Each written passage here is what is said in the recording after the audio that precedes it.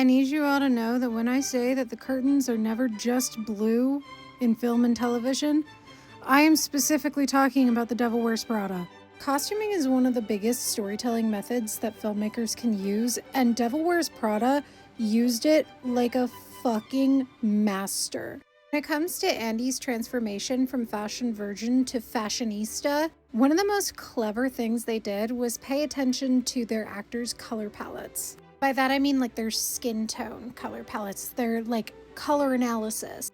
Anne Hathaway has cool tones with very pale skin and dark hair and dark eyes. She is a deep winter. And when she's in her fashion virgin status in the beginning of the film, she almost exclusively wears colors that are completely wrong for a deep winter skin tone. She wears a lot of grays and pastels, something that make deep winters look really tired and pale and washed out. But then when she goes through her fashion transformation, she starts wearing more cool-toned, vibrant colors, things that really complement a deep winter. And if we want to take it a step further, Miranda is a deep autumn, just like me, because like Miranda Priestley, I am a fucking icon. Take the iconic Cerulean sweater scene.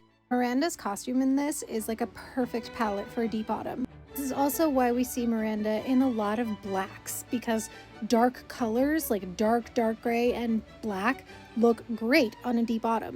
Now here's where it gets fun. Deep winters like Andy can borrow a lot of colors from a deep autumn, meaning there are a lot of the same colors that look great on a deep winter and a deep autumn. And as the film goes on, you notice that Andy starts wearing more and more black and starts dressing more and more like Miranda.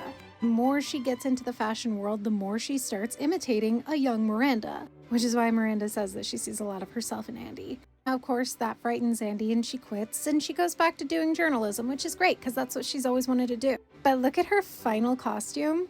It's the same palette as the costume that Miranda wore in the Cerulean sweater scene. Of course, it's a much more toned down, down-to-earth version, less high fashion, like Andy is now at this point, but it's still very fashionable, and it still looks kind of like Miranda's outfit, highlighting the fact that though Andy is no longer in the fashion world, she now forever carries the lessons that she learned from Miranda with her.